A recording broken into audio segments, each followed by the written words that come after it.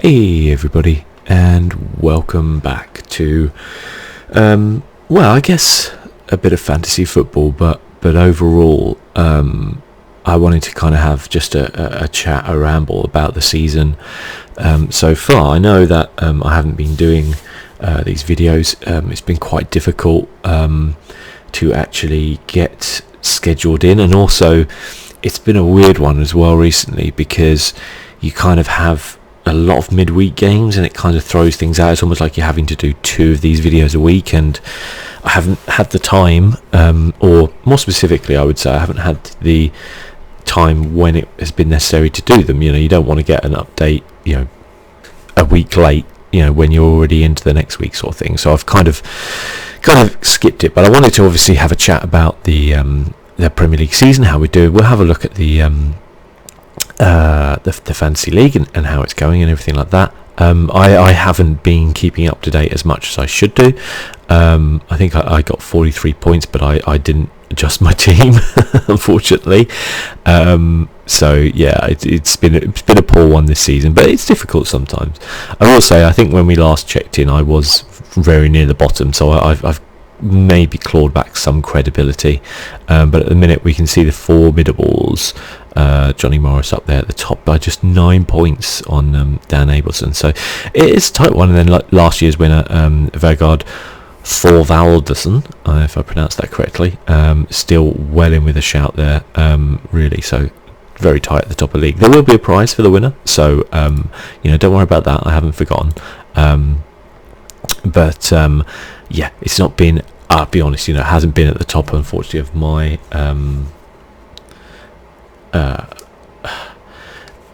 my list of things to do. It's easy to do the gameplay videos in a way because I can do them anytime, so if I have a spare hour or something like that. But when you're trying to do something which really I need to get these out, would need to get these out on a Monday, and then it might be on really busy on that Monday, so then it's not as easy. Whereas if it's like, I have a few hours spare this morning or this afternoon because I don't go to work or something like that, I can do a video. So it's a lot different kind of thing to be able to fit that into your life, as it were.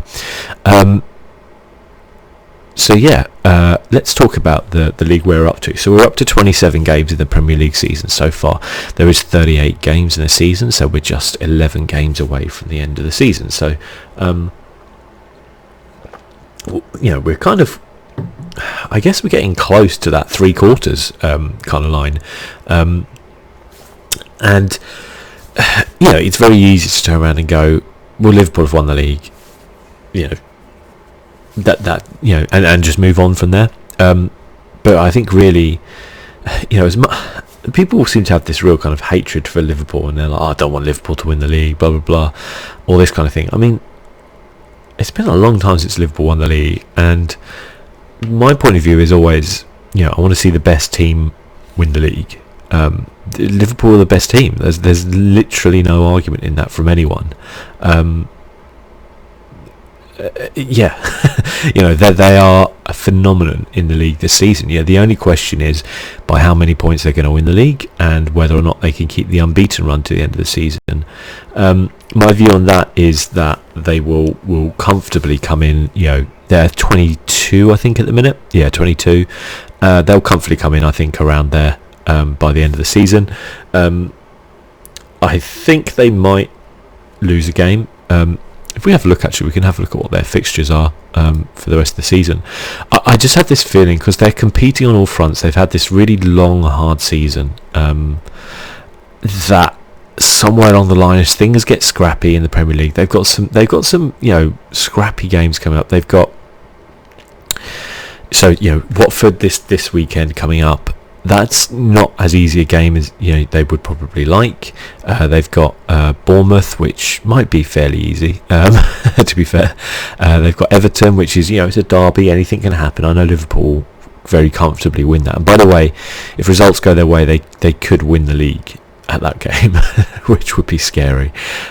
Crystal Palace, they've been a bogey team for Liverpool in the past, but we'll move on to Palace later. Man City, obviously very good team, will I'm sure want to prove a point. Aston Villa, Brighton, Burnley, you wouldn't have thought they would be posing too much of an issue there. Then you get down Arsenal, they'll want to protect that unbeaten record, that they have, the only ones who have done it. Chelsea, obviously big rivals. Newcastle Liverpool's usually a pretty entertaining game, although I would have thought if they get to that one unbeaten, then that won't be too much of an issue for them. So yeah, I think it's going to be an interesting run for them. A lot depends on how they are in the Champions League. They're 1-0 down in their first leg to Atletico. That's not as easy. People are like, oh, well, they came back from the 3-0 down against Barcelona. Well, yeah, but Atletico are a different proposition to Barcelona. They're a very stubborn defensive team who on their day can shut anyone out, as they proved in that first leg, to be fair. If they play like that again, Liverpool could be out of the Champions League. I don't know if Liverpool would really care, to be honest with you. They would, obviously. They want to compete in everything. But I think from a fan point of view, they would probably just be like, yeah, okay, disappointing, but, concentrate on the league. It's so important to them to win that league. And it's remarkable, because I'm pretty sure I pinned them to win the league last season, at the beginning of the season. I'll have to go back and check at the end of the season.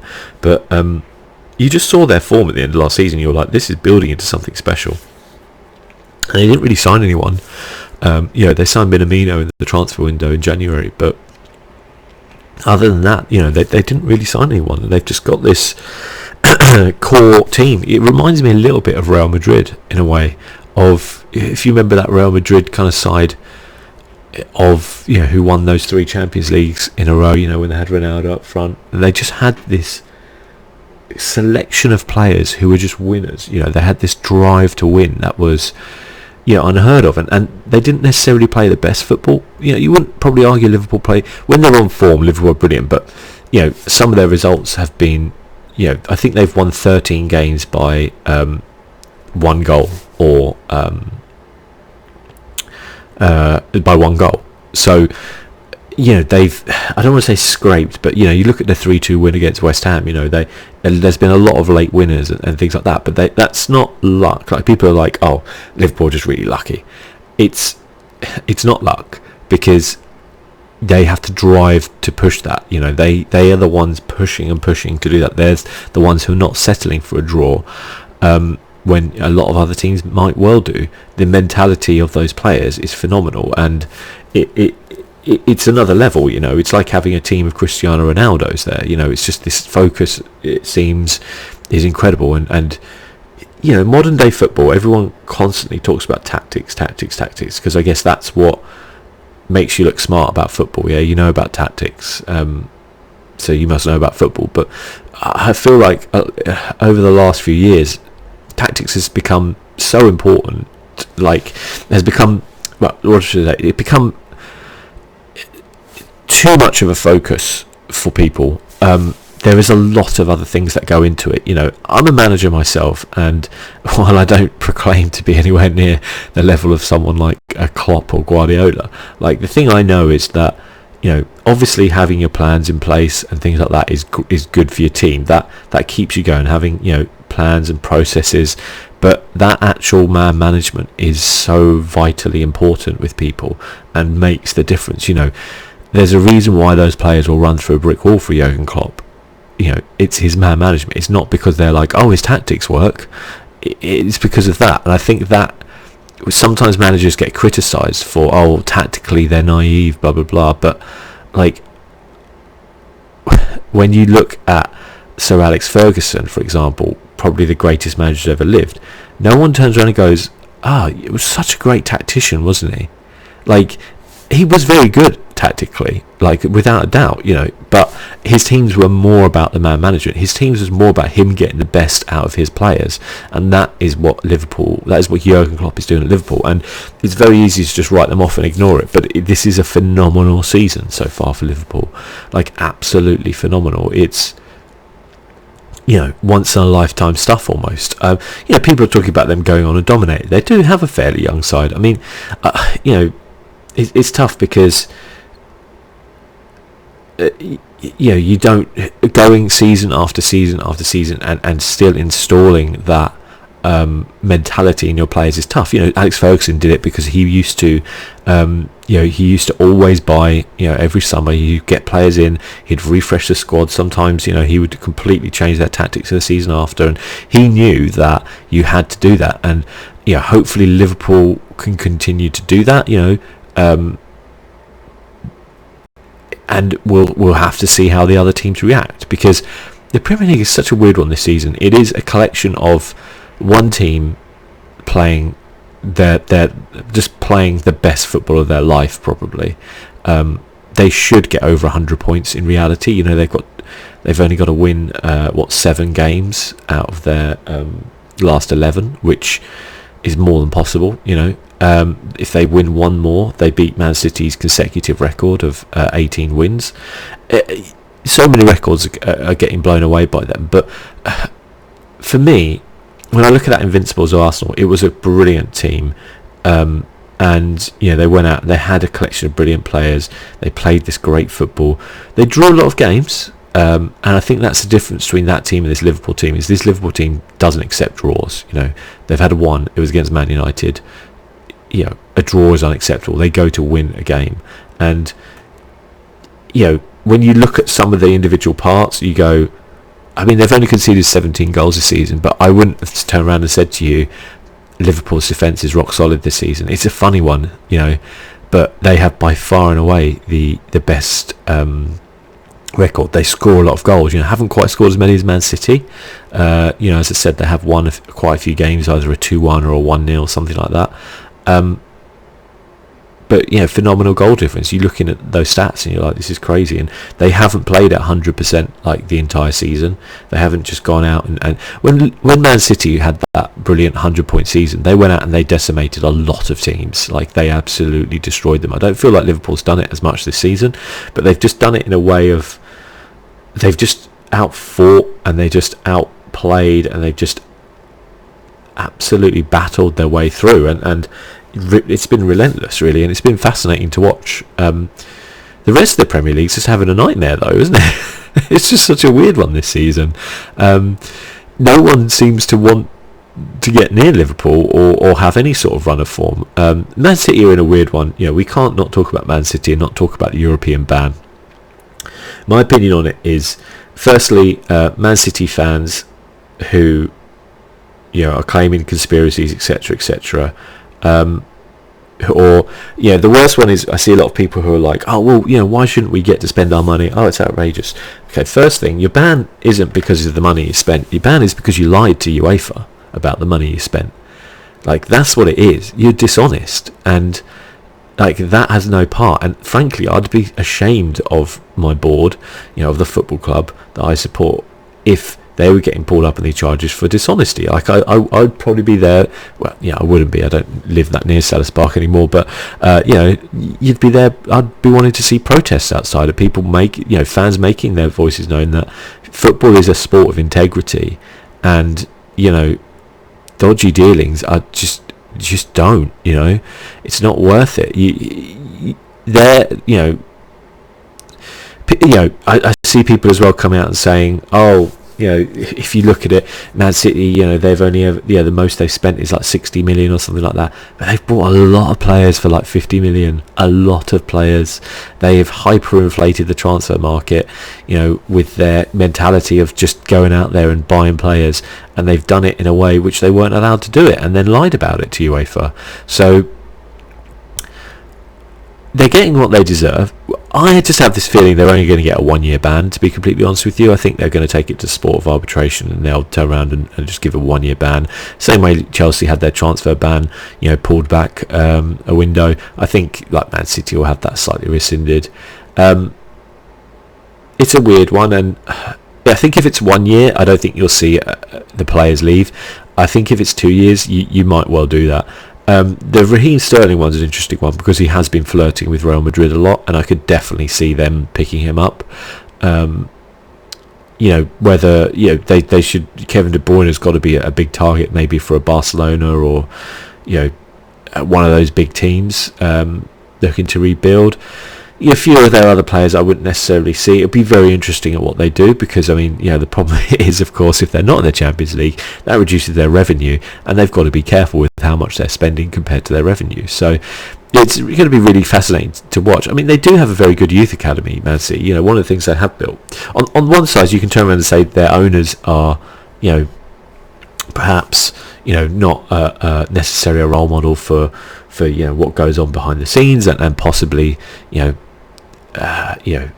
other issues, certainly about where the money's coming from and stuff like this. But they have obviously, kind of rebuilt that club, and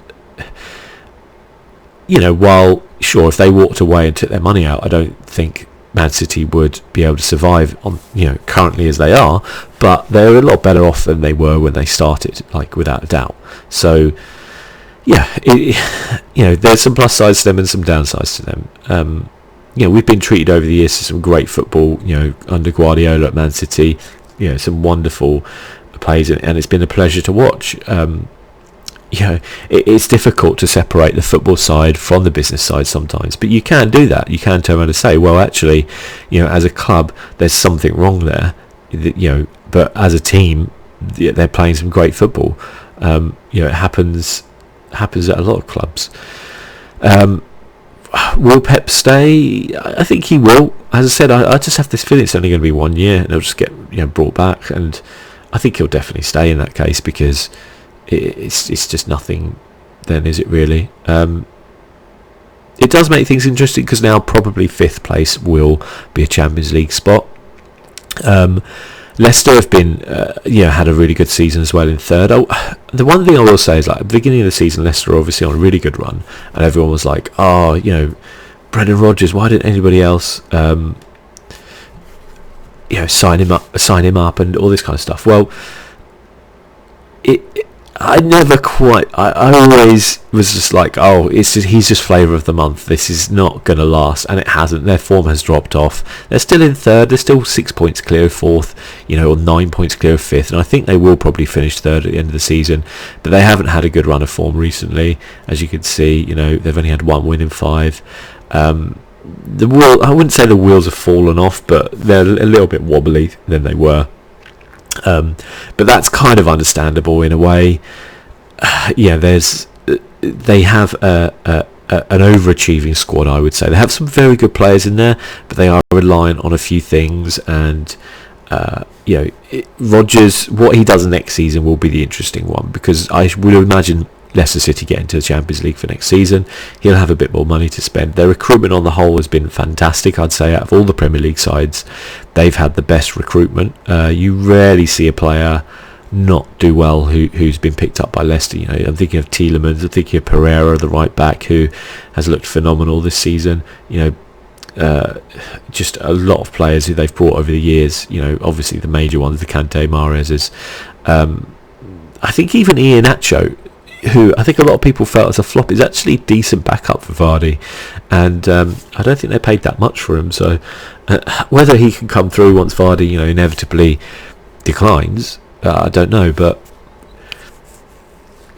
they've recruited pretty well. They obviously should have a big chunk, because they sold Maguire for a lot and they didn't seem to spend that much. So I'm interested to know. I mean, obviously if they get the Champions League, that's extra revenue, but it's also extra pressure, extra games. How will they cope? We'll see. But I think they can. Obviously, as a Leicester fan, I'm sure if you're a Leicester fan, you're very pleased with how the season's going. I would be a little bit concerned by this wobble. And how, but the mark of a good manager is how you come back from that. So let's see how Rodgers comes back by the end of the season. 4th place is Chelsea. Again, a team who had a really promising start. We're up there, and have fallen off a lot recently, to the point where they were comfortably like 3rd or 4th, and they're now, up until beating Tottenham, they were pretty uncomfortable. I would say they had a bad run of form. They just got hammered last night in the Champions League, like absolutely hammered by Bayern Munich. Now, Bayern Munich are a very good side. It's not necessarily shameful, but I do feel like they're not quite performing as they should be right now. It was a strange one that they had the transfer ban lifted and didn't sign anyone. that's a really strange one, I think, because they were kind of crying out for something. I know they've got Ziyech coming at the end of the season. Again, that's almost a weird one, because I'm like, you have a lot of wingers, Chelsea. Don't get me wrong, he's a good player, but I'm wondering where this leaves someone like Hudson and Odoi and stuff like that. But yeah, interesting. I felt like they did need to bring a striker in. I mean, I don't think they've lost faith in Tammy Abraham. He's still, I think, a really good Premier League striker. I just feel like they wanted some options, and Batshuayi has just kind of fallen off a cliff. Giroud is obviously not fancied by Frank, although I will say he did play in the Tottenham game and scored and played pretty well. But I just don't think I think Frank wants a more mobile striker. The Giroud, although it was weird as why wouldn't you sell him, but then I guess they were worried that they then didn't have the backup. But I don't know, it's weird. But yeah, without a doubt, I think they're where they are now. If it wasn't for a lot of other teams having such a poor season, I think it would be a lot more pressure on them. Where they are now, I think if Chelsea finish 4th at the end of the season, fine. Whether it's by 1 point or whether it's by 10 points, fine, job done. Let's see what happens next season. Let's see how the recruitment is in the summer. If Chelsea don't, well, you could even argue if they finish 5th because they're still getting the Champions League. If Chelsea actually fall away past that, that's a worry. Because I feel like they have a team that should be in the top 4, if not higher than Leicester, quite frankly. So then you're like, is the manager getting as much out of the team as he should be? I don't know. They have a lot of very good players, Chelsea. People talk about, they've been using youth. Yeah, those youth players are still very good. I think defence needs a little bit of a shake-up with them, but otherwise I guess they're doing all right. Man United have come back quite strong since the transfer window. They've had a couple of wins. They've been having a pitiful season, though. I mean, the problem I'd say with Man United is that they've had some nasty injuries. So they've had Martial out for a period. They've had Pogba out for nearly the entire season, right? That whole saga is just like not helping them either. Rashford is now obviously out until the end of the season. And I think if you look at Man United on paper, when they had their strongest 11 out, De Gea in goal, Wan-Bissaka, probably Shaw on the left, maybe Williams, there's an argument there right now, Maguire and, I don't know, Bally, maybe, Lindelof. And then you look at the midfield trio of like Fernandes, McTominay and Pogba, and you're like, okay, or Fred instead of McTominay probably. And then you look up front and you go, okay, Martial, Rashford, and then maybe Greenwood, maybe Dan James, although he's fallen off. But you're like, actually, this is a really decent side. I think their problem is they haven't had all those players available at the same time a lot this season. And my other worry is about Ole Gunnar Solskjaer as a manager. Like as I said, like a lot of management isn't just tactics, although tactically I think he has been getting it wrong. There's coaching. I think coaching wise, players haven't improved under him, and they've actually looked like they've almost been getting worse.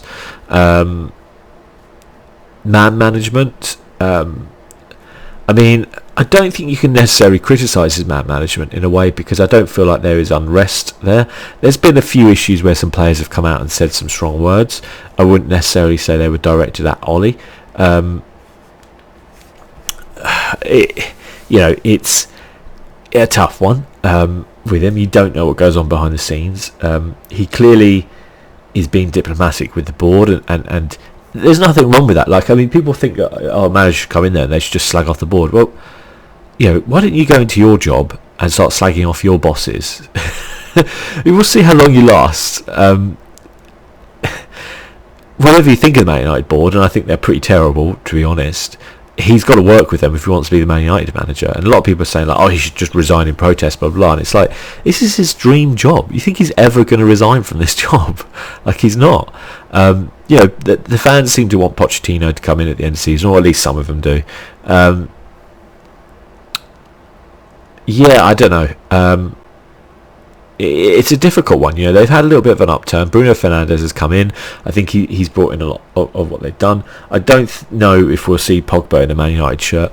it's a shame because I would really have loved to have seen him in that midfield alongside Fernandes, see what those two could do, with like Rashford and Martial up top. I think that would look awesome. But I guess if they get the money from that, there's talks of like Jadon Sancho. They need to finish in the Champions League if they want Jadon Sancho, so they need to keep pushing till the end of the season, without a doubt. I don't think Jadon Sancho will join Man United if they're not in the Champions League.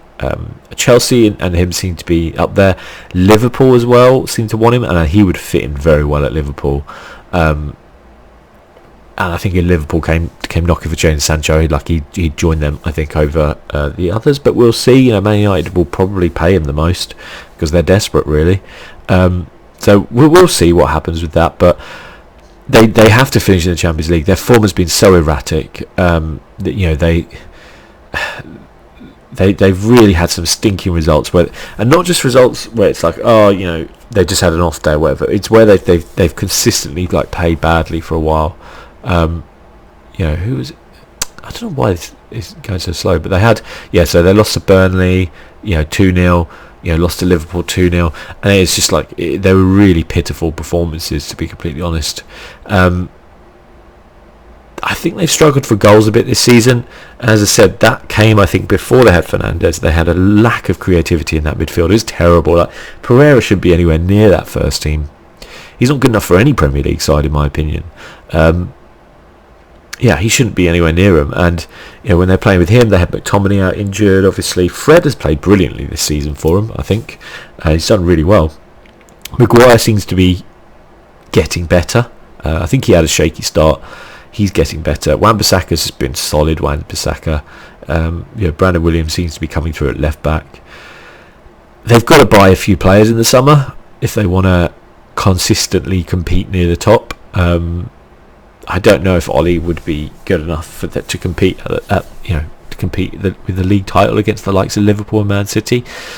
But if they finish in the Champions League, I think he'll probably still be manager next season, because I think that's what they want. We'll see what comes to that, really. Spurs, they're a funny one. Obviously, Pochettino I think he was sacked, wasn't he? Let go, sacked, whatever you want to call it, mutual agreement. And they brought in Mourinho, which is an interesting one. I think it's a good appointment, and I'll still say that, even though results haven't been great for them. Because the one thing that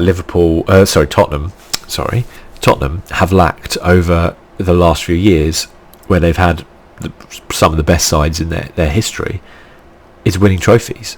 And Jose Mourinho wins trophies. That's what he does. It's it's not necessarily going to be the prettiest football. You're not necessarily going to be loving every minute watching them. It's going to be ups, there's going to be downs, but he does win trophies. Pretty much everywhere he goes, he wins trophies. People look at his Man United tenure and go, oh, it didn't work out there. He won 2 trophies in a season. Tottenham would kill for a League Cup right now. They need to get over this hump of not having won anything. And if you want to bring in someone who's a specialist in winning trophies, you either go Guardiola, I guess, or you go Jose Mourinho. Mourinho's won way more in his career than most managers in the world. Everywhere he's gone, he's pretty much won something. I don't think he's ever gone to a club and not won a trophy there. You can talk about how he's exited clubs, blah blah.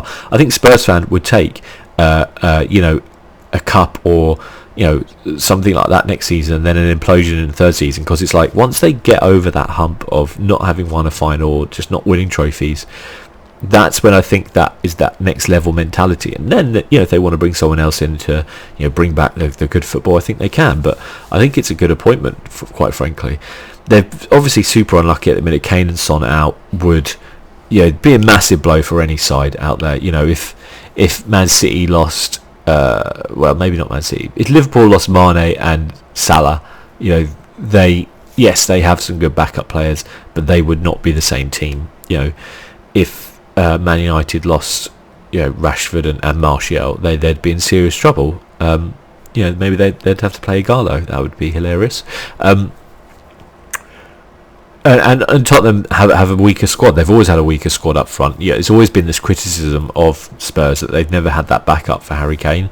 It's tough because at the end of the day, any player who comes in there is going to be like, well, I'm back up to Harry Kane. Same with if you're a striker at Bayern Munich. It's like, well, Lewandowski's going to be the striker, so I've just got to sit there and wait. And Lewandowski at least is getting on a bit now, so you might turn around and say, well, if I bide my time in a couple of seasons, I might be number one. Kane he's not that old. You've probably got another 5-6 seasons if he stays at Spurs. So yeah, they've always struggled to have someone in. I would say they do have a talented young player in Troy Parrott, who Mourinho just doesn't seem to trust or rate, and so they're playing Lucas Moura, and they're not playing they're not playing good football. They're trying to lump it up to Moura, who's like 5'7", and it's not working for them. They got beat soundly by Chelsea, but obviously there was the whole controversy. I'm not going to go into that. I'll probably talk about VAR. Well, let's talk about VAR now while I'm on the subject, because otherwise I'll forget. I'm a big fan of VAR and what it brings into the game. I'm not a big fan of the implementation of it this season. I think there's obviously been far too many mistakes. I think the way it is not communicated to fans in the ground about what's going on is very, very poor. And the Premier League need to sort that out next season, because they won't do anything this season. Like they just won't, because they're the Premier League and it takes them, they're like an iceberg. It takes them forever to get anywhere.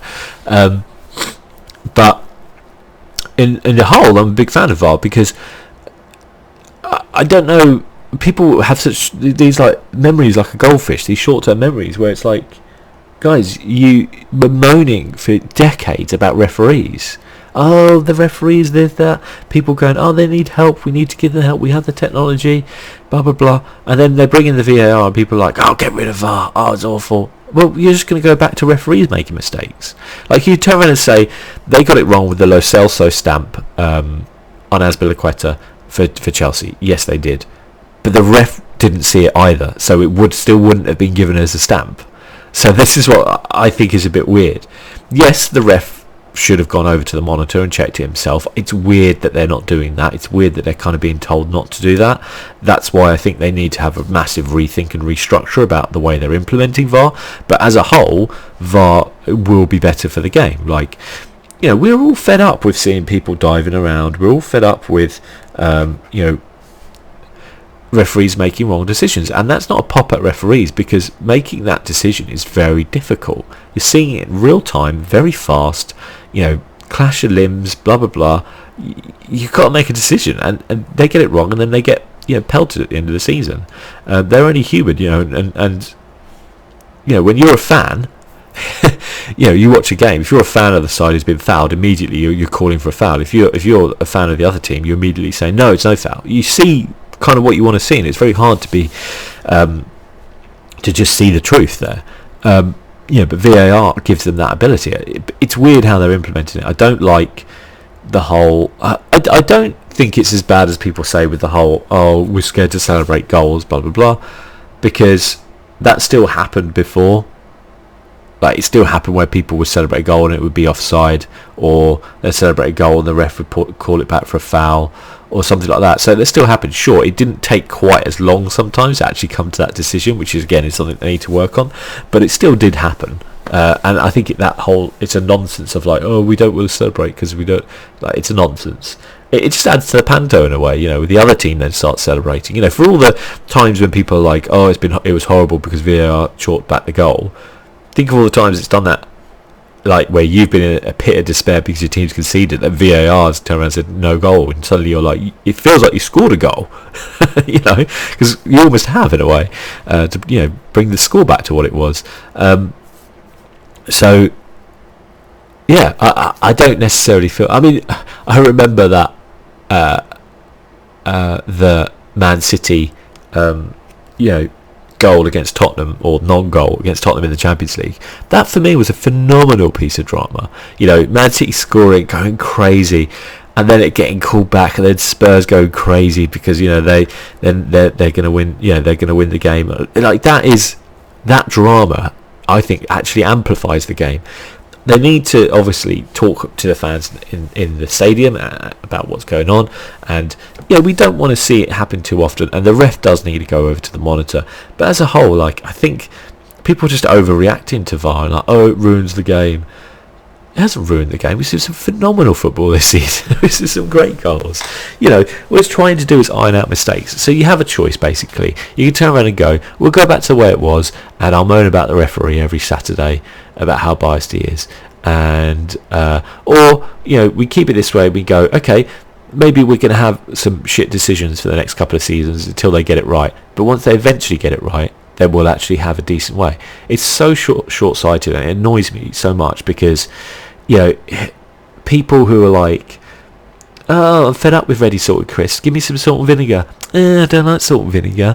Give me some cheese and onion. I don't like. It's like, just shut the fuck up and eat your crisps, okay?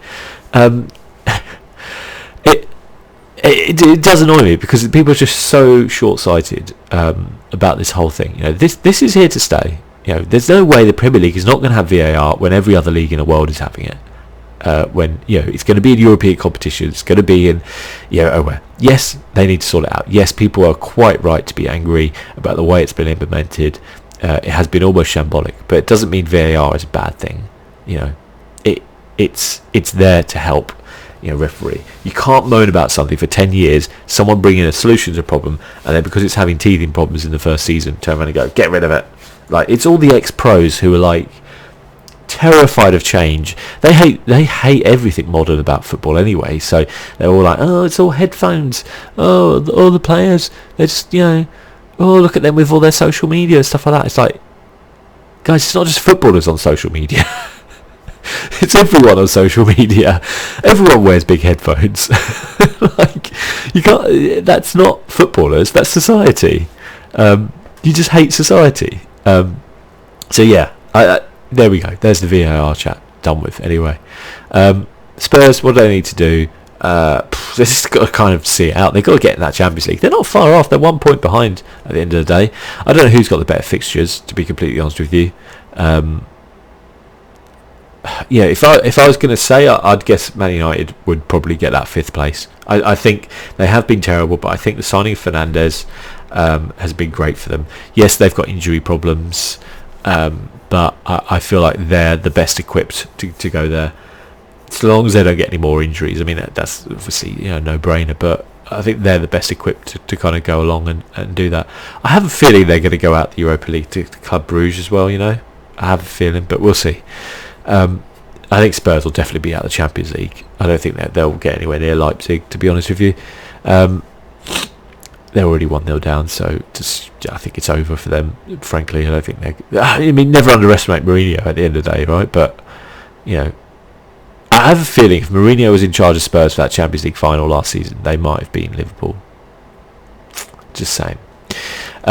Sheffield United obviously having a wondrous season. Of course, everybody wants Sheffield United to get that Champions League place. Neutral-wise, obviously, if you're not a fan of United or Spurs. I don't think they will, frankly, but they've had a phenomenal season. They draw too many games.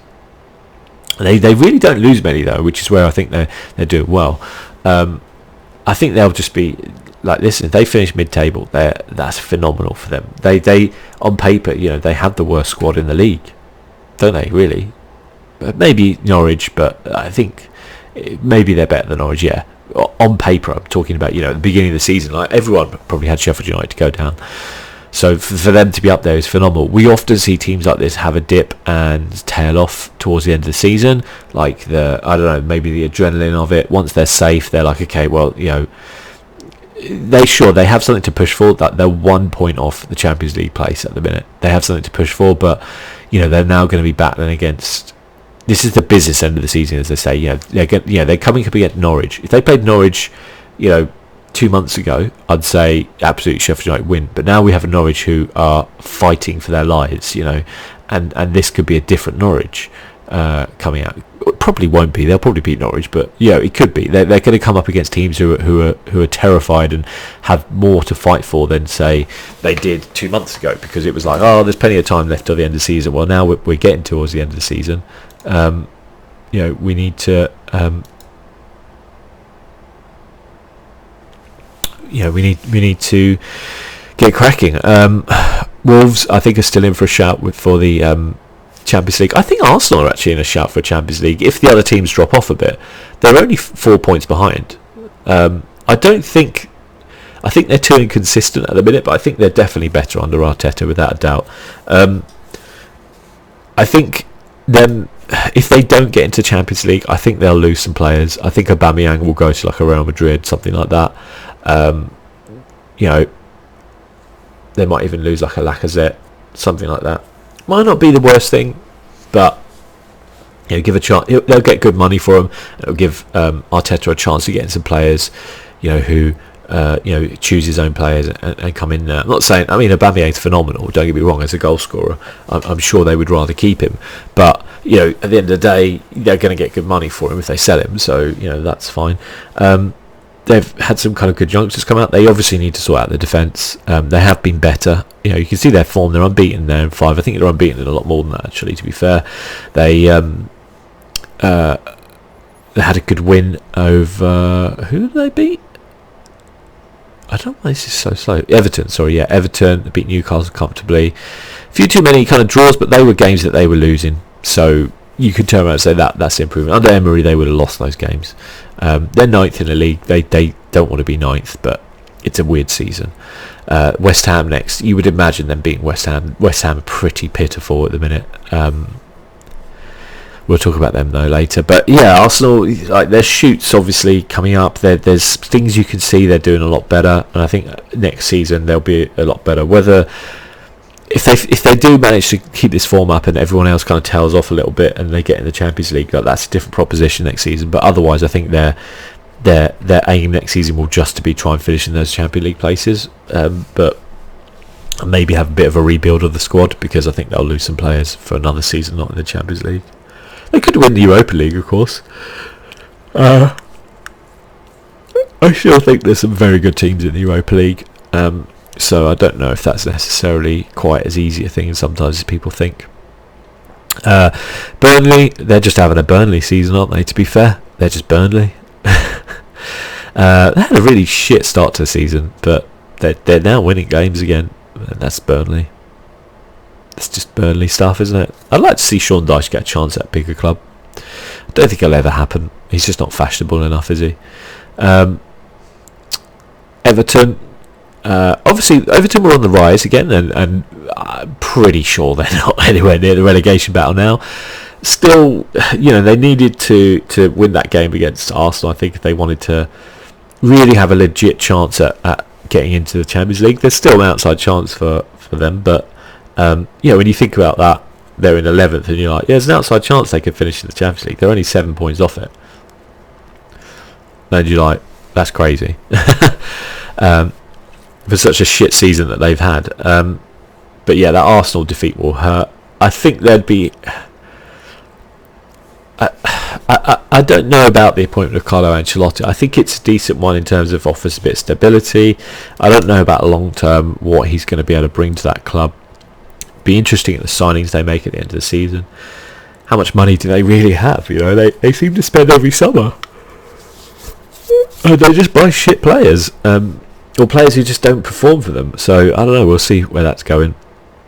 Southampton have had a real revitalisation. I thought they were dead and buried, to be honest with you. I thought they were going to sack Hasselhoff and get in someone like Mark Hughes and just get relegated, but they've had a resurgence. 10 points clear of the relegation points now. Good enough form that they're winning every now and then, and they'll probably stay up. They'll probably beat West Ham. They got West Ham next, and Arsenal got West Ham next. That's a weird one.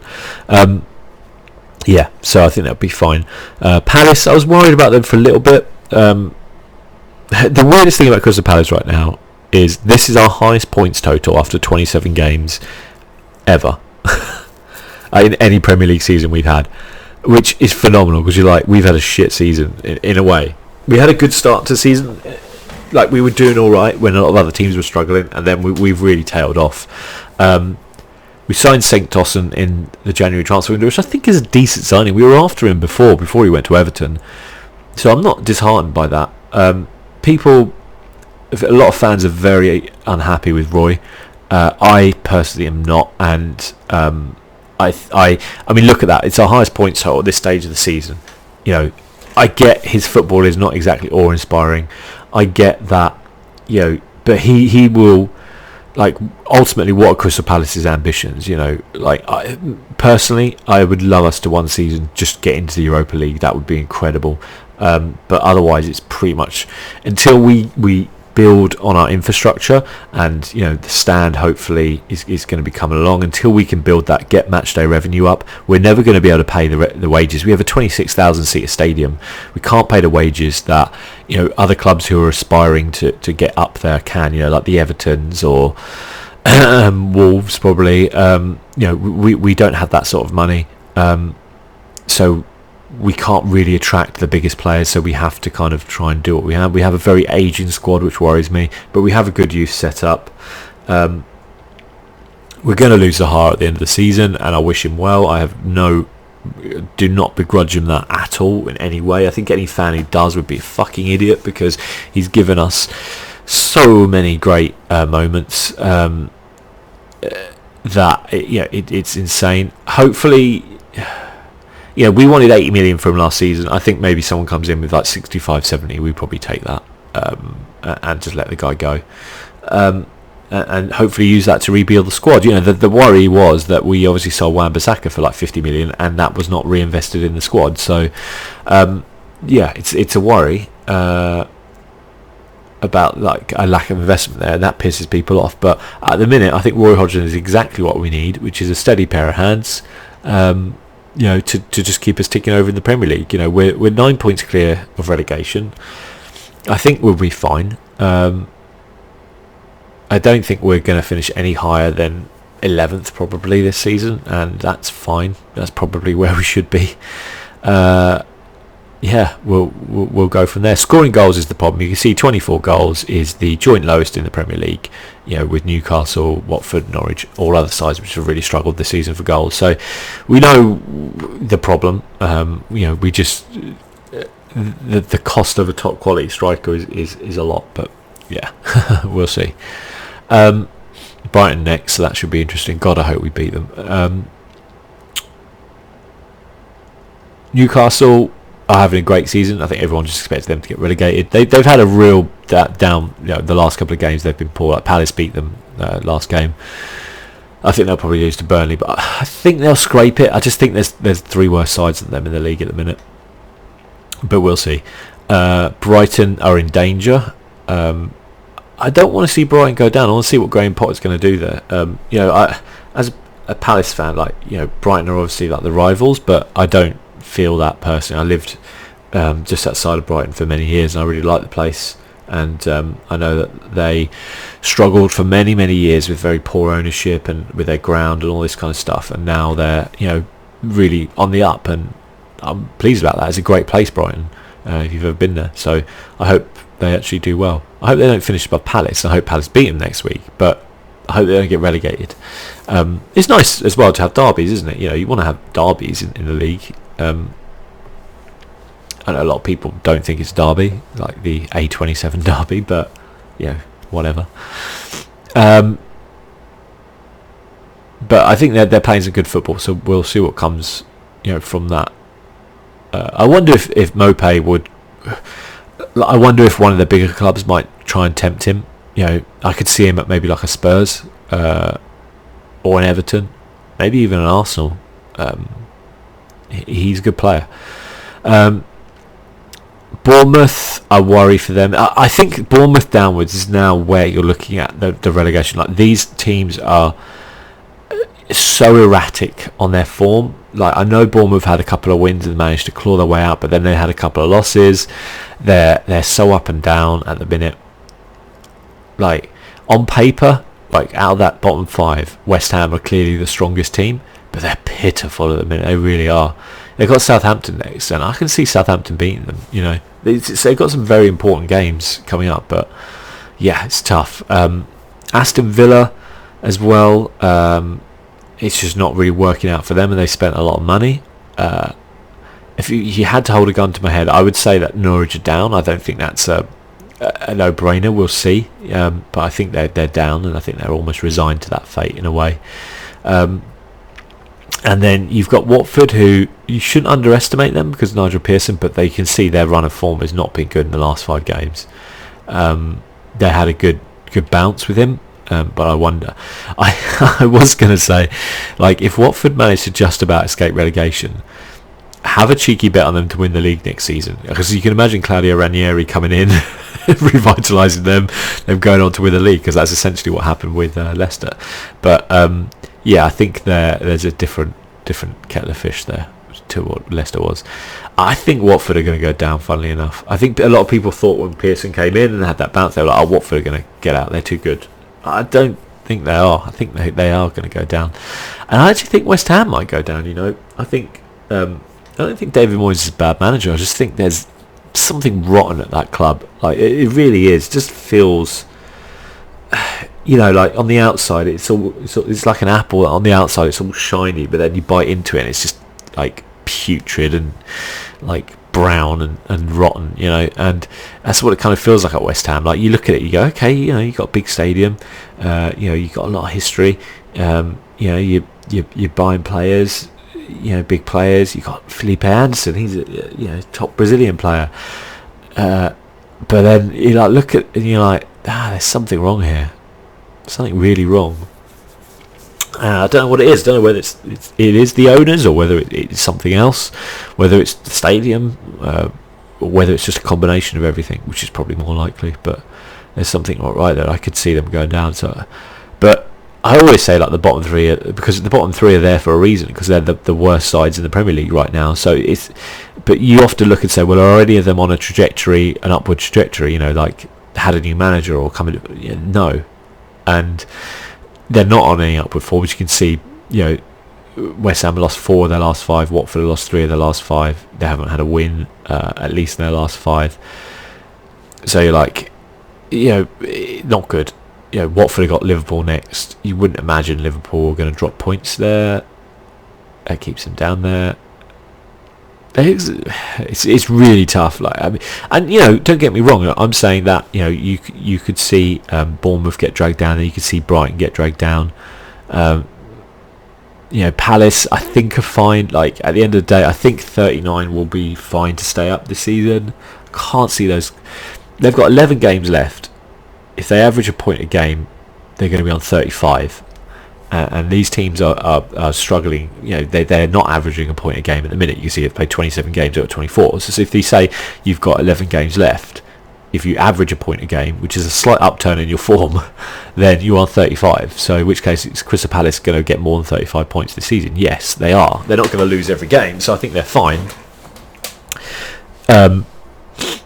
Could any of these sides down the bottom go on a run and raise that up from 35? I don't see it right now, to be honest.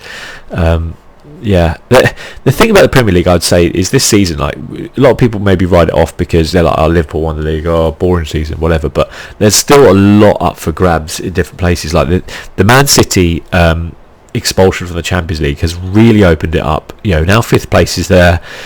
There's a lot of clubs now which are like, ooh, hello, you know, maybe 4th would have been a bit of a struggle, but 5th, you know, we're 1 point off that, or we're 2 points off that, or 4 points off that. You know, that's not crazy. You know, when you look at Arsenal, you go, okay, you're 7 points away from Chelsea. You'd go, no, I don't think you can do that. But you go, you're 4 points off Man United. Like, that's, you know,